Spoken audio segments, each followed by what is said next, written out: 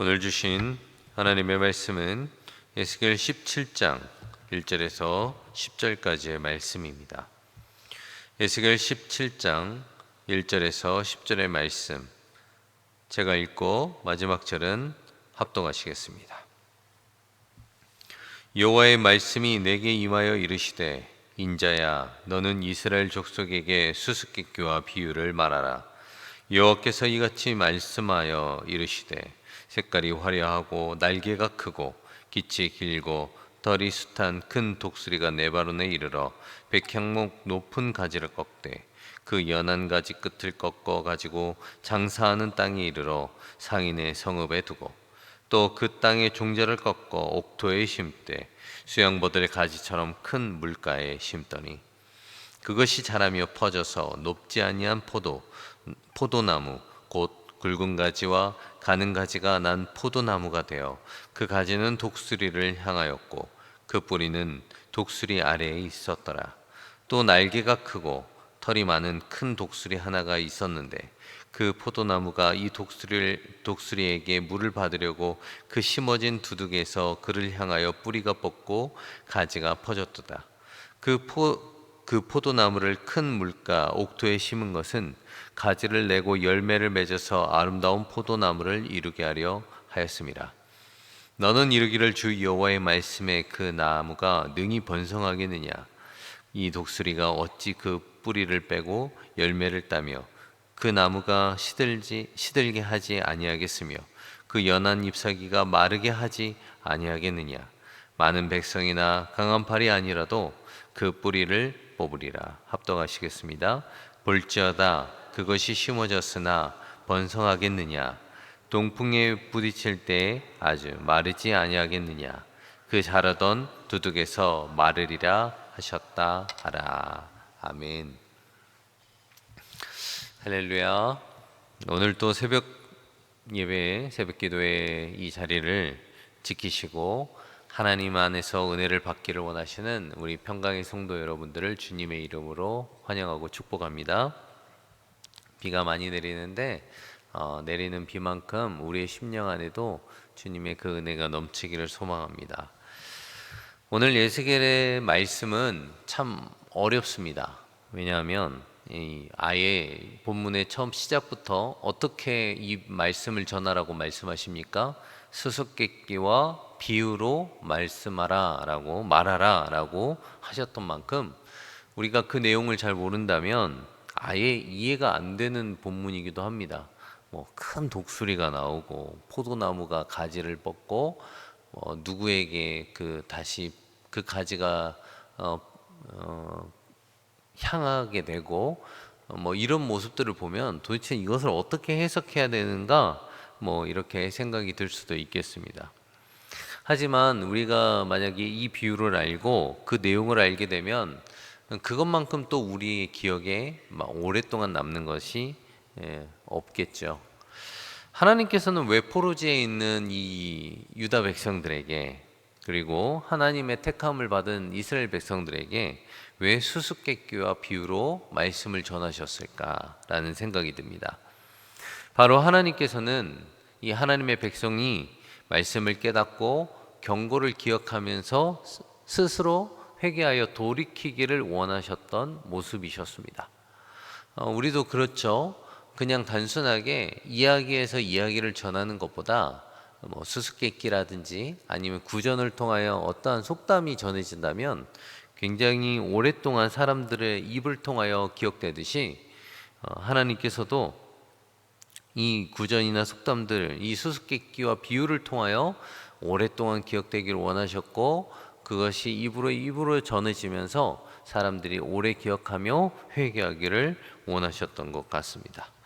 신약시대에도 마찬가지인 것 같습니다. 예수님께서도 비유로 자주 말씀하셨습니다. 그리고 들을 귀 있는 자들은 들을지어다 라고 말씀하시면서 그 내용을 굳이 모두에게 해석해 주지 않으셨습니다. 이를 통해서 우리는 알게 되는 것이 있습니다.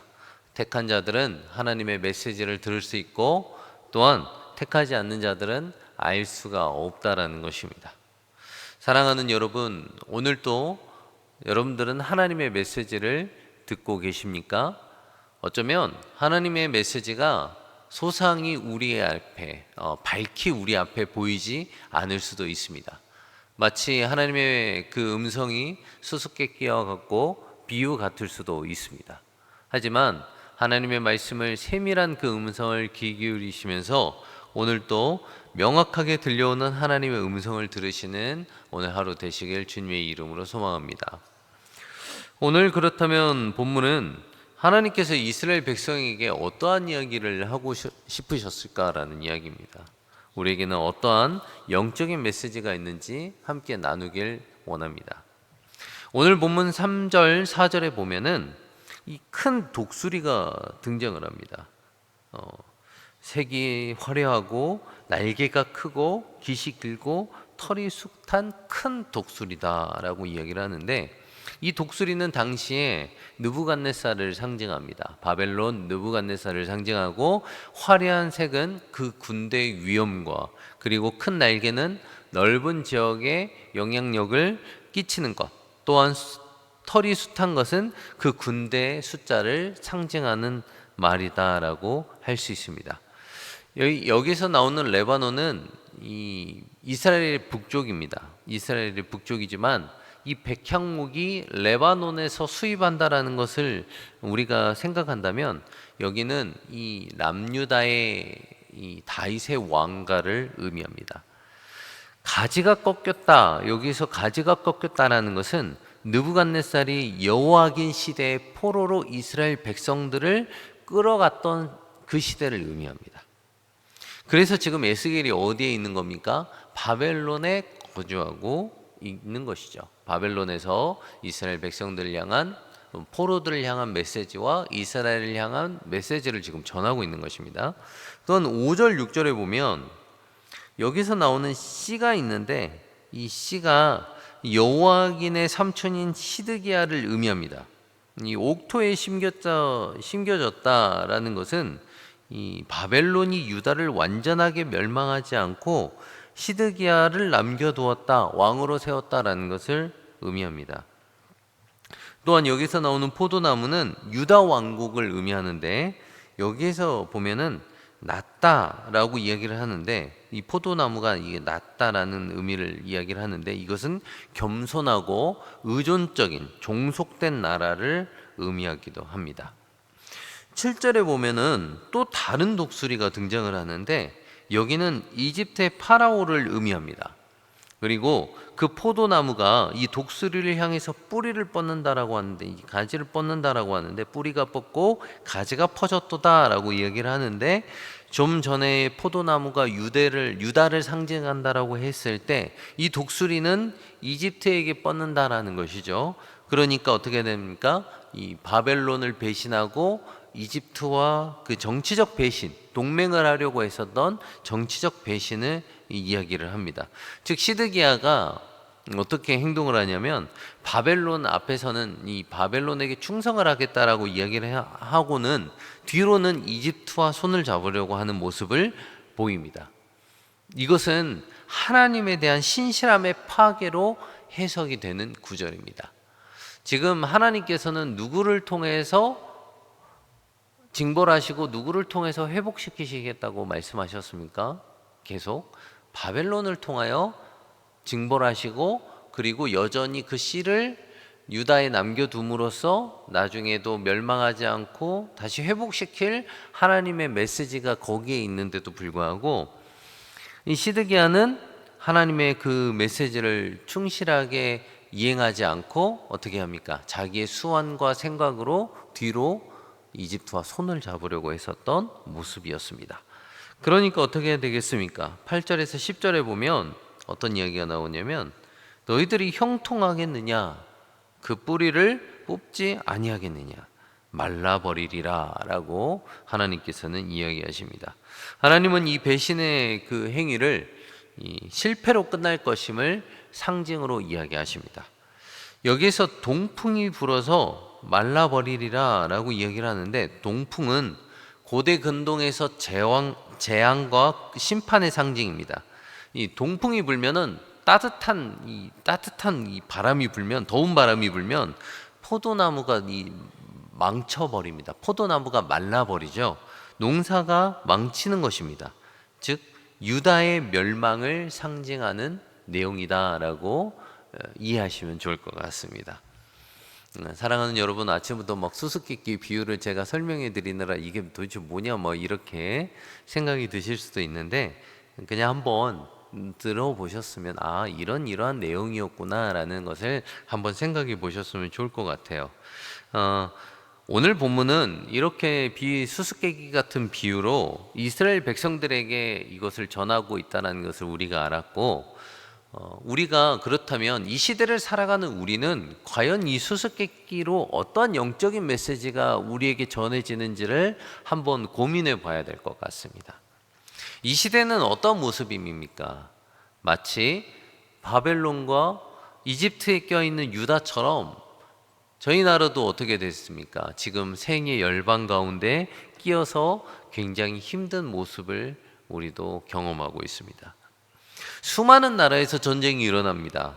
지금 전 세계가 관세 전쟁으로 인하여 몸살을 앓고 있습니다. 그로 인해서 우리가 누구에게 붙어야 하는지, 어떻게 살아남아야 되는지 고민하게 됩니다. 저는 누가 바벨론이고 누가 이집트다, 누가 하나님의 뜻이다, 어떤 나라에 붙는 게 하나님의 뜻이다, 이걸 말하고 싶은 것이 아닙니다. 오늘 본문을 보면서 우리가 알아야 될 것은 이 세계에, 이 시대에 대한 열국의 정치와 역사를 주권적으로 다스리고 그것을 만들어가는 분이신 누구신지를 먼저 깨닫는 것이 중요합니다. 그러한 기준이 세워진다면 우리 안에서 이 세계의 역사를 이끌어가 주시는 분, 그리고 세계의 열강의 역사를 하나님께서 그것을 인도하신다는 것을 깨닫는다라면, 그러한 기준이 세워진다라면 우리는 인생의 수많은 문제를 만나고, 그리고 이 세계의 복잡한 문제를 우리가 대했을 때 하나님을 신뢰할 것인가, 아니면 세상의 방법과 힘과 전략과 동맹을 의지할 것인가를 쉽게 정할 수 있다는 것입니다. 물론 정하는 길은 어려울 것입니다. 그리고 많은 고난이 기다릴 수도 있습니다. 하지만 내 마음속 안에서 기준이 세워진다면 그 기준을 따라서 쫓아가는 데는 조금 더 쉽겠죠. 또한 오늘 본문을 보면서 우리는 알아야 될 것이 있는데, 우리 믿는 자들은 더욱더 하나님의 뜻을 무시하고 외적인 도움을 구하려는 시도는 오히려 오늘 유다처럼 처음에는 부응하는 것 같습니다. 가지를 이 독수리에게 뻗어서 그 힘을 얻으려고 했던 것처럼 자신들이 부응이 되는 것 같습니다. 자신들이 원하는 방향대로 가는 것 같지만 결국에는 어떻게 됩니까? 동풍을 불어서 포도나무를 말라버리게 하시겠다라고 말씀하셨던 하나님처럼 결국은 자신을 파멸로 이끈다라는 것을 기억해야 됩니다. 하나님은 겉으로 신실한 것, 겉으로 성공한 것처럼 보여도 우리의 행동으로 통하여 우리의 지혜로 무엇인가 했을 때 우리가 마치 성공한 것처럼 보여도 하나님은 신실하지 못한 자들에게 대하여든 반드시 심판을 하신다라는 것을 본문을 통해서 알아야 됨을 우리는 볼 수 있다라는 것입니다. 그러면 우리는 여기서 얻어야 될 지혜가 무엇이겠습니까? 바로 신실함과 순종은 하나님께서 가장 중요하게 여기는 덕목, 하나님에 대한 백성에게 요구하시는 중요한 덕목임을, 신실함과 순종임을 우리는 알 수가 있다는 것입니다. 하나님이 열방을 움직여서 계획하셨고 심지어는 그 징벌도 계획하셨는데 그것을 우리의 노력과 우리의 꼼수로 어떠한 계획과 지략으로 바꿔보려고 노력하는 것은 주님에 대한 신뢰가 없다는 것입니다. 하나님께서 우리에게 어떠한 징벌을 내리신다 한다면 우리가 멸망하지 않기를 바라시는, 빨리 회개하고 돌아오기를 원하시는 하나님의 마음일 것입니다.